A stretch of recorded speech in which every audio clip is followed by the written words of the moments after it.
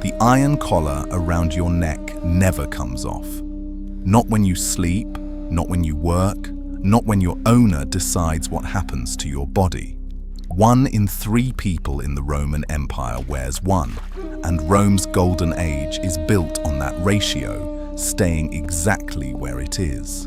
You measure Rome differently than free citizens do, not in marble and monuments, but in how many hours of sleep you lose, and whether your owner is the kind who uses the whip or just threatens it. The empire has never been more prosperous, more stable, more beautiful than it is in 100 AD. But you are property. The Colosseum required 50,000 workers to build, and most of them were slaves. None of their names appear on any monument, but their labor made every monument possible.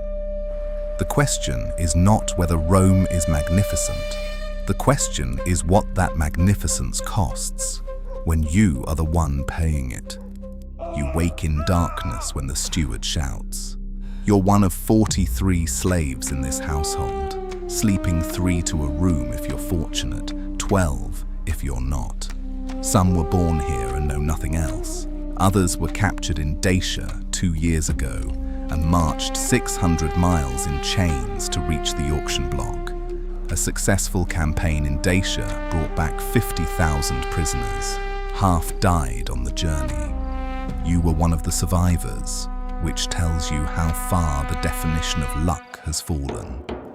The household slaves represent the top of a hierarchy most people never escape. Below you are the mine slaves, who last 2 years on average. Below them are the field slaves, who die without names on land their owners never visit.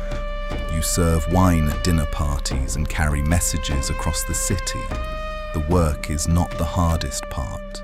The hardest part is knowing your children will be born into the same collar, listed in the same ledger as furniture and livestock, because Roman law classifies you as res, things, the same legal category as a cart or a cow.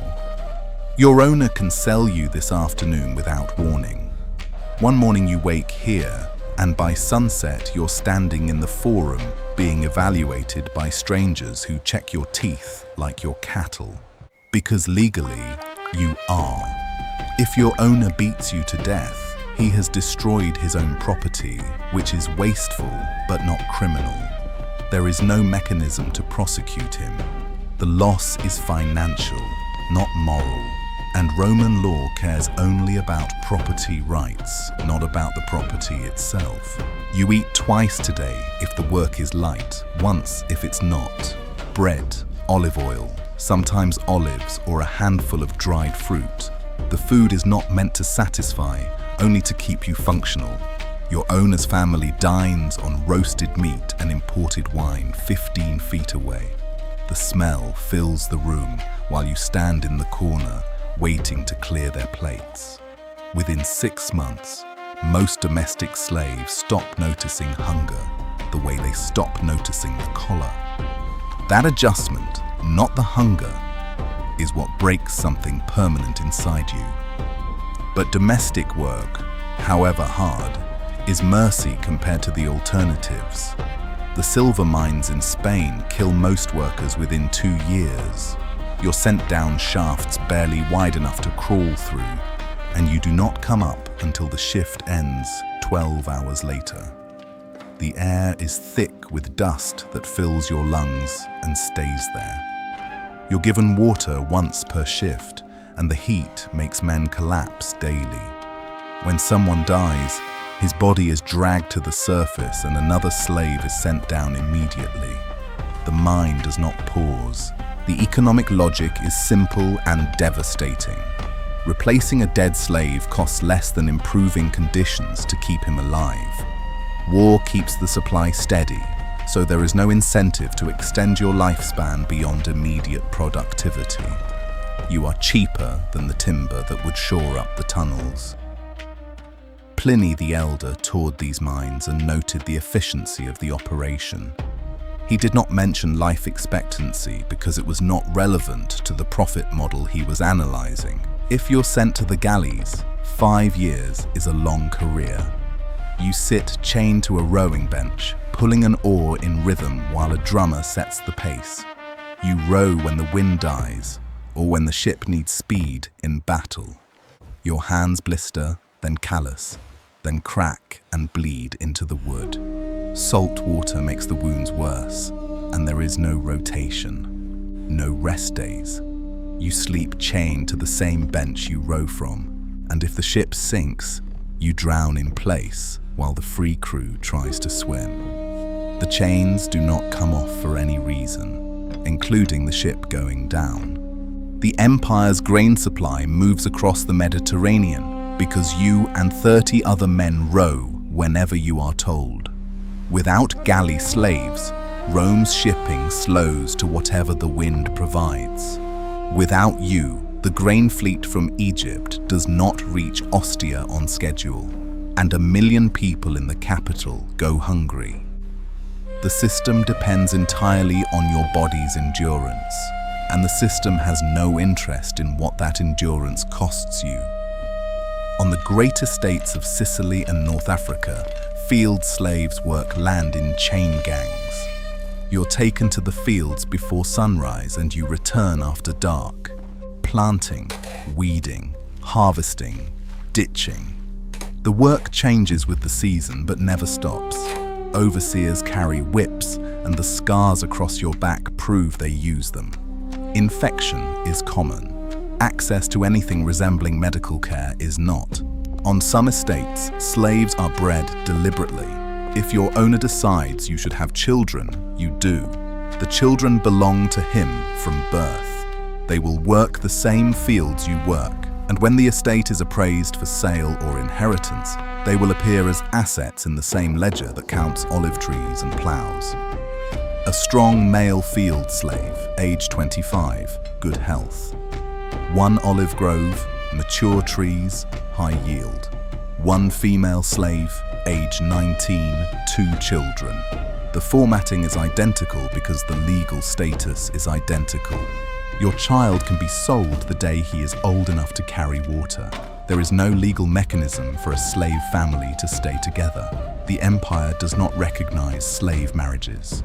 It recognizes breeding arrangements that produce more property, but the offspring belong to the owner, not to you.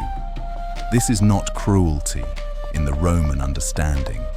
This is property law, functioning as designed. You have heard the story of Spartacus. Every slave has. 70,000 escaped slaves fought the Roman legions for 2 years and nearly brought the Republic to its knees. When the rebellion was crushed, 6,000 captured slaves were crucified along the Appian Way, from Capua to Rome. 1 every 100 feet for 120 miles. The bodies were left to rot for months, and the message was designed specifically for you. This is what happens when property forgets what it is. Even after Spartacus, smaller revolts flare occasionally. They are always crushed. The punishment for rebellion is not swift execution. It is crucifixion, which takes days and is deliberately visible. The point is not efficiency. The point is to ensure every other slave in the region sees exactly what defiance costs. The cross is not just punishment, it is advertising. Freedom exists, but it is rare and comes with conditions that make it barely recognizable.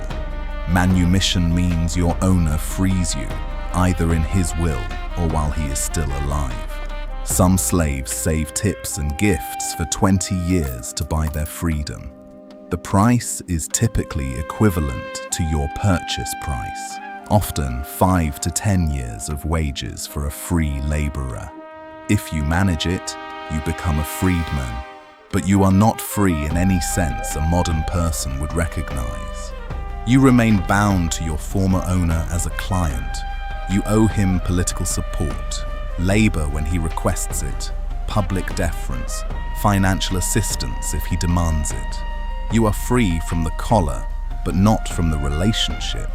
Your children are born free, but Roman citizens still see them as one generation removed from slavery, and that stain does not wash out for generations.